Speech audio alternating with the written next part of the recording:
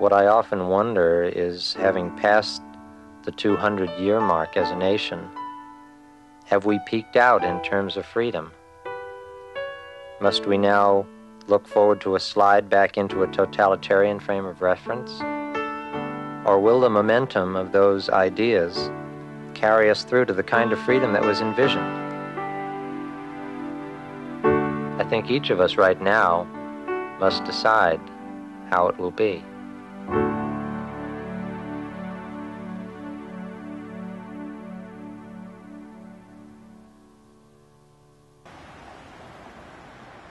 It's not going to happen unless we all work on it together.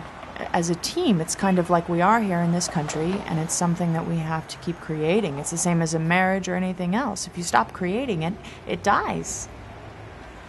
It's not something that's going to happen overnight, but I am just keeping in there, and I know we can all overcome it, if everyone participates. I think you start with your home, your community, where you work. For example, this company has a lot of pride. And that pride really came about over the last few years. We had specific goals. Everyone got a chance to participate and make it happen.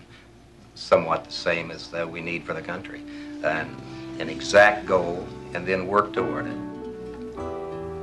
We're a nation of many different cultures, many different attitudes. And it's going to take a combined effort because we are in it together. Hey, we're all in this together. This is our country. Let's do it. Let's just deliver on the promise. I think as a country, if we would just deliver justice and deliver real freedom and deliver a true peace to our own people and deliver to them the potential for a good education, not just schooling, but a real education that really gives a person skills that he can use to achieve his dreams. As a country, if we would just deliver that, that would be our best foreign policy.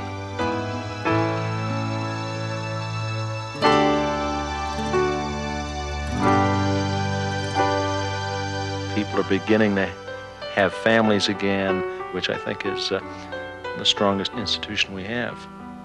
And I'm optimistic. I'm very optimistic about the future in this country. I believe that the country is beginning a turnaround to basic beliefs again. I think we will get back to a home-type atmosphere, where families are closer again. And a number of years ago, and the churches were not as full. You go now, you can hardly find a seat. When I go back home to England, they don't realize how hard Americans work. The old pioneer spirit that America still has a little of, Do something for yourself instead of waiting for the government to hand it to you.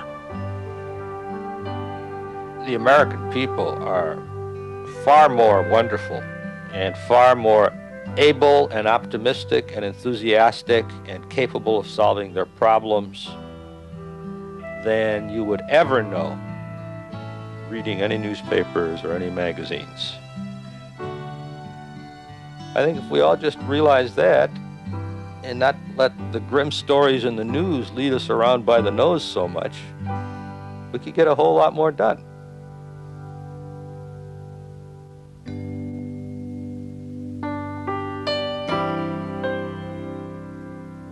It's not the flag. It's what this particular flag represents. It represents integrity and freedom and hope.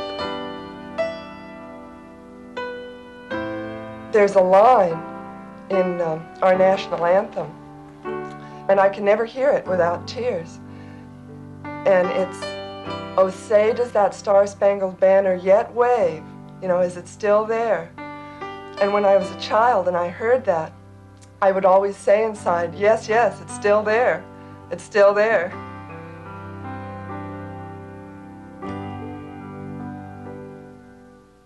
I never knew Francis Scott Key was a lawyer. I didn't know it was just on impulse that he decided to write the song. This was after a night of bombardment of Fort McHenry. And Actually, the first stanza, which is what everybody sings, is what he wrote right after the battle, right there on the ship. He scratched it on a piece of paper.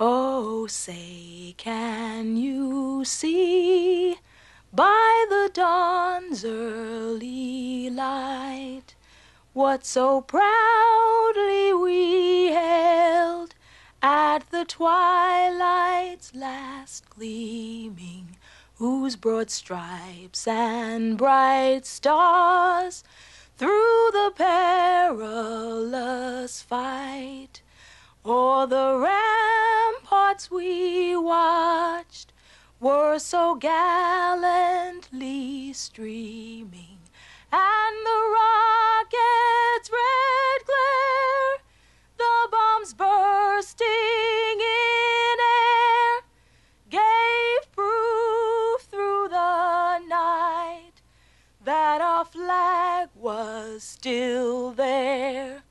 Oh, say, does that star-spangled banner